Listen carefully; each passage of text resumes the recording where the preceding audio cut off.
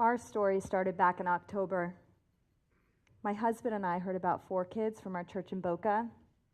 We were moved by the presentation, and we decided to start the foster parent training classes immediately. It's amazing how quickly doors began opening. So we decided to start praying for a baby by Christmas time.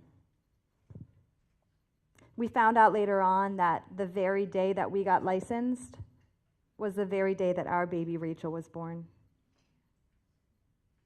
I'll never forget that call. When it came, 4 kids told me that a baby had been born, and they asked me if I was willing to take her. I said yes immediately. I was so thrilled. But that's when things got complicated. They told me that Rachel had been born prematurely and that she was in the NICU. I remember calling the hospital to see if she was okay.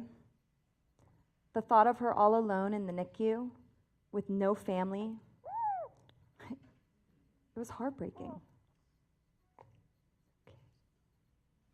The next day, our caseworker got permission for us to go see her in the NICU. The minute I found out, I was on my way there.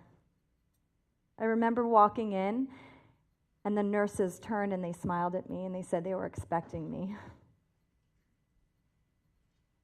Then they handed me the tiniest baby, and they said, "Here you go, Mom." Mom. I was Rachel's mom. And through the tears, I began to ask all these questions, like, is she okay? Does she have 10 fingers, 10 toes?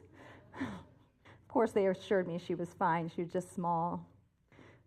It was all so overwhelming.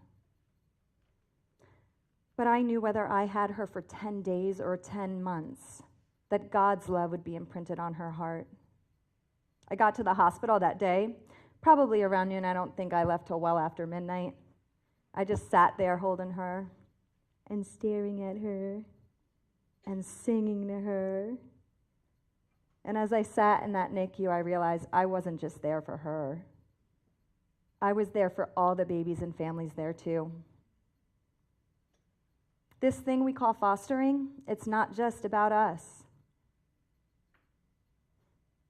It has the ability to touch countless lives.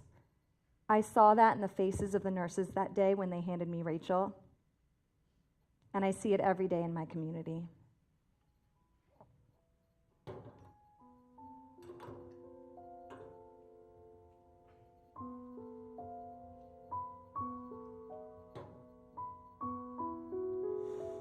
You know, when all is said and done, we finally got to take Rachel home on Christmas Eve. She was our Christmas baby.